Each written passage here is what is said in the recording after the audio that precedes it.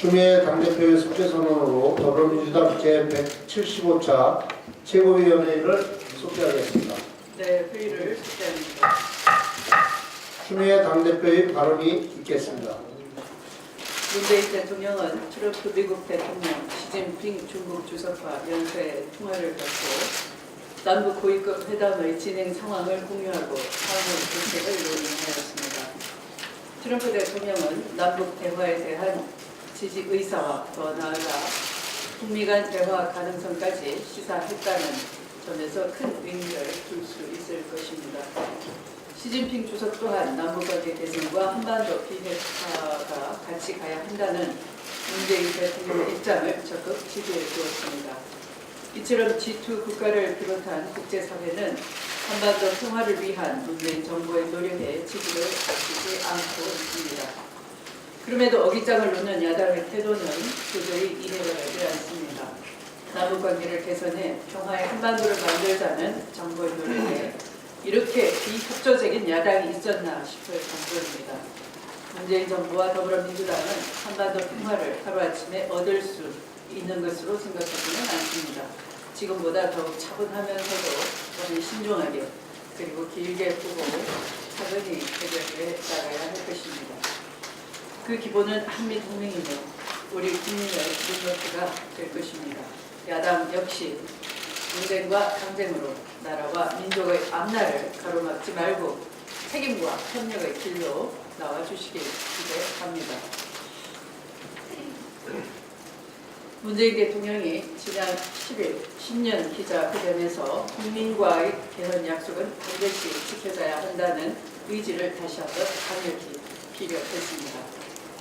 6월 지방선거와 개헌 국민투표 동시에 실시하자는 약속은 지난 대선 후보들 모두의 공약이자 국민과의 엄중한 약속이었습니다. 당시 대선 후보들이 지금 전개를 은퇴한 것도 아니지 않습니까? 모두 각 당의 현직 대표로 있는 상황입니다. 당연히 국민의 개헌에 대한 기대는 그대로 유지되고 있는 것입니다. 그럼에도 야당이 개헌과 같은 국가적 중요한 약속을 헌신짝처럼 버린다면 과연 신뢰의 정치와 책임 정치는 어디에서 구해야 하는 것인지 묻지 않을 수가 없습니다. 지금 야당은 개헌 약속을 지키기 위한 성실한 노력을 해야 됨에도 불구하고 그 대신 30년 만의 개헌에 대한 국민들 기대에 찬물을 끼얹는 낡아빠진 색깔 공세를 펼치기에 여념이 없습니다. 우리 정치가, 우리 나라가 언제까지 이 같은 색깔로는 희생양이 되어 한 발자국도 앞으로 나아가지 못해 하는 것인지 모르겠습니다. 개헌은 국회의원들만의 권한도 아니고 대통령만의 권한도 아닌 것입니다.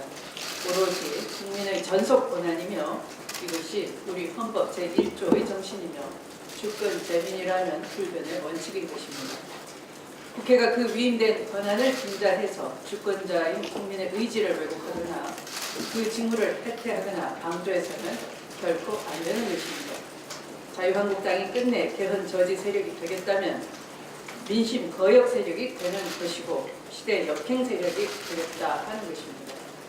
자유한국당은 이제라도 국회의 개헌 논의에 적극 임해줄 것을 강력히 촉구하는 바입니다.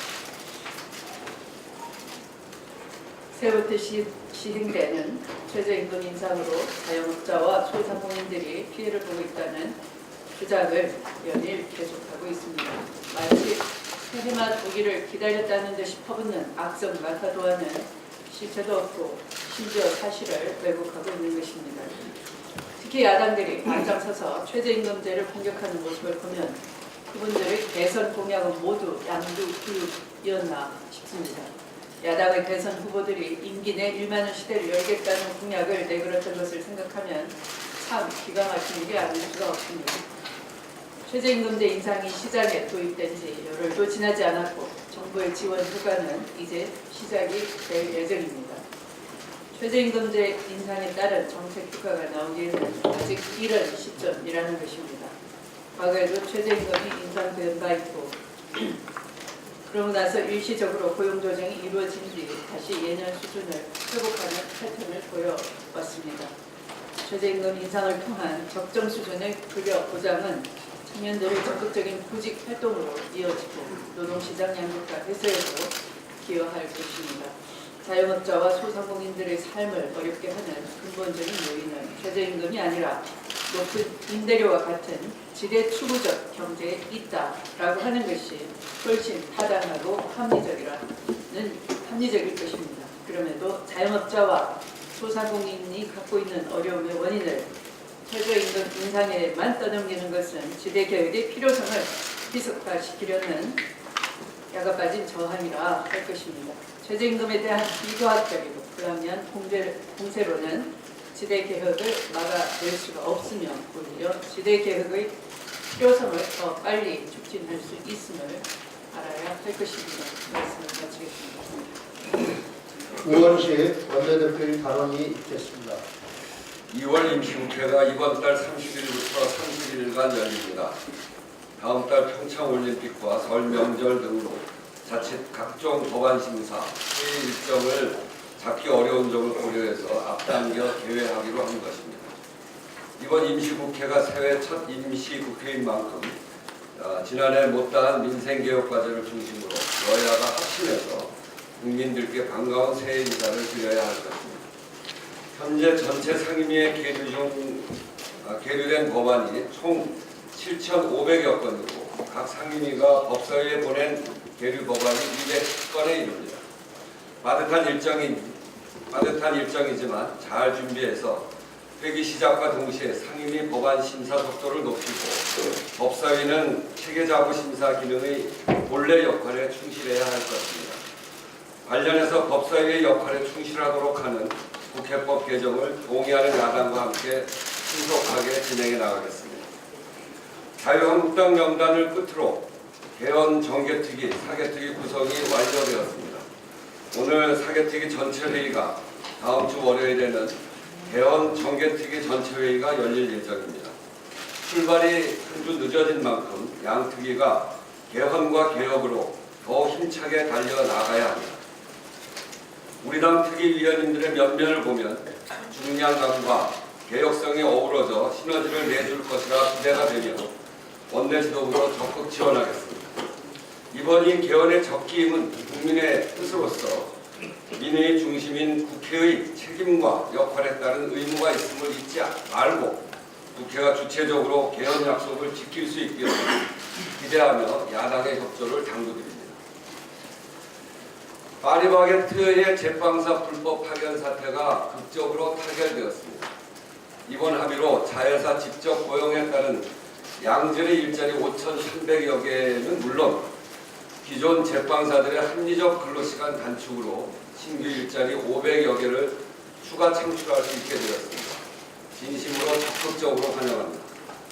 무엇보다 노사 간 대화와 타협의 결과물로 지속가능한 상생 방안과 양질의 일자리까지 창출해낸데 매우 기쁘게 생각합니다. 또한 이 과정에서 우리 당 을지로위원회 역할이 대단히 컸습니다. 다시 한번 소속 의원님들의 그리고 실무진 여러분의 노고에 깊은 감사의 말씀을 드립니다.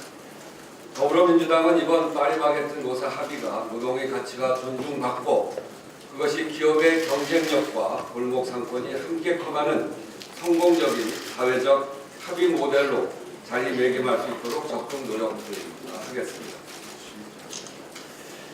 민생 현장의 절박한 상황을 되돌아보고 그 해법을 제시하기 위해 이번 주 내내 시급한 민생개혁 과제를 짚어가고 있습니다. 오늘 말씀드릴 네 번째 민생 과제는 건설산업 노동자들의 노동조건 개선입니다. 단일 업종으로는 가장 많은 185만 명이 종사하는 건설산업은 또한 노동자들이 가장 기피하는 일자리이기도 합니다. 살인적인 노동조건과 위험한 작업 환경, 고착화된 저임금 문제에 대한 특단의 대책 없이는 건설산업과 관련 노동자들의 미래도 없을 것입니다. 새 정부는 이미 지난해 12월 건설산업 일자리 개선 대책을 발표하면서 종합적인 개선안을 마련한 바가 있습니다. 건설산업 종사자들의 수건이던 적정임금제 도입은 매우 의미 있는 큰 변화입니다. 고질적 다단계 하도급 과정에서 발생했던 중간 착취 없이 발주 단계에서부터 적정임금 지급을 의무화할 경우 임금 체불을 원천 봉쇄하고 하도급 과정에서 나타나는 임금 누수도 차단할 수 있습니다. 아울러 무리한 저가 낙찰 경쟁도 방지해서 건설업체 간 품질 경쟁을 촉발하고 양질의 고급 건설 인력을 확보하는 효과도 거둘 수 있는 일석삼조, 일석사조의 효과가 있는 제도입니다. 국토부는 2년간 시범 사업을 거친 뒤에 전면 시행할 계획입니다. 제도적인 정착을 위한 관련 법령을 국회에서 적극 추진해 나가도록 하겠습니다. 또한 지난 연말 통과가 무산된 건설 근로자 고용 개선 등에 관한 법률도 2월 임시국회에서 신속하게 처리하겠습니다. 이 법은 10년째 하루 4,000원으로 동결된 건설 노동자들의 소중한 퇴직금 적립액을 늘리고 무임한 사업자 신분이기 때문에 퇴직공제부금 가입 대상에서 제외된 건설기계 사업자들을 보호하는 시급하고 중요한 법률입니다. 위험의 외주화를 막기 위한 원청의 의무를 강화하는 정책도 반드시 뒤따라야 할 것입니다. 지난해 모두 17명의 고귀한 생명을 앗아간 타워 크레인 사고 사망자들 대다수가 하청소속 노동자들입니다. 만연한 위험 업무의 외주화를 막고 원청의 현장에 대한 관리감독 강화를 주요 내용으로 하는 산업안전보건법 개정안을 조속히 처리해야 합니다. 야당 역시 건설 노동자들의 노동조건 개선에 적극 찬성하리라 기대합니다. 특히 김성태 원내대표의 경우 해외 건설 현장 경험이 풍부한 노동운동가 출신으로 현장 노동자들이 겪고 있는 고통에 누구보다 공감이 클 것이라 생각합니다. 김동철 원내대표 역시 위험의 외주화 방지를 주요 내용으로 하는 법안을 발의했습니다. 이번만큼은 두 야당의 적극적인 협력을 기대하겠습니다. 건설 노동자들이 안전한 환경에서 정직한 땀의 대가를 받아갈 수 있도록 오는 30일 시작되는 2월 임시국회에서 여야가 함께 노력하자는 당부의 말씀을 드립니다. 이상입니다. 김병관 최고위원의 발언이 있겠습니다.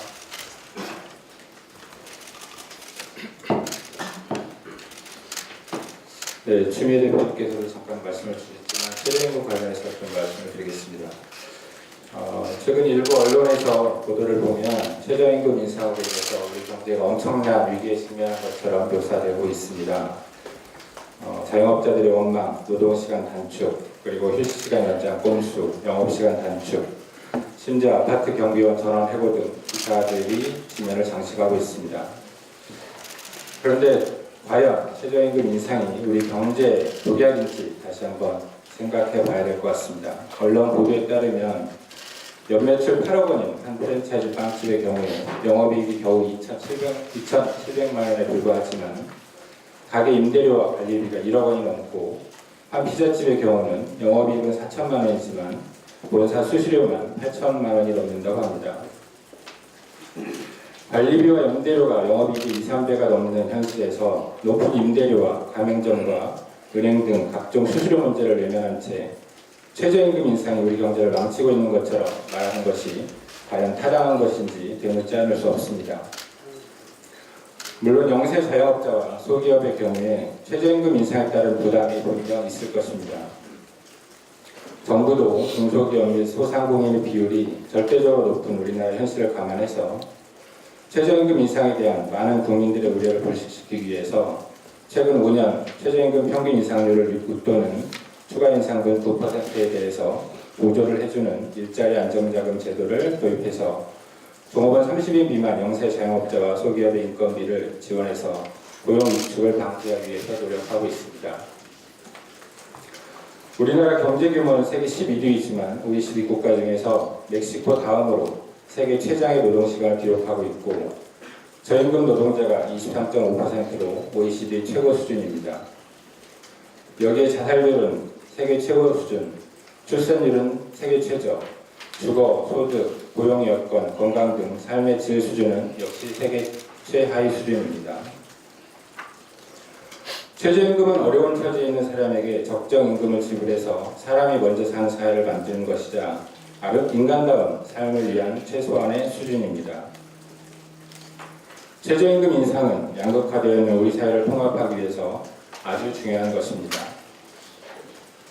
평당 시가 6천만 원, 시가 수십억 넘는 아파트에 사는 주민들이 최저임금 인상으로 가구당 월 4,500원의 부담이 실어서 경비원을 전원 해고한 것이 과연 정상적인 사회인지 우리가 다시 한번 생각해 봐야 될 부분인 것 같습니다.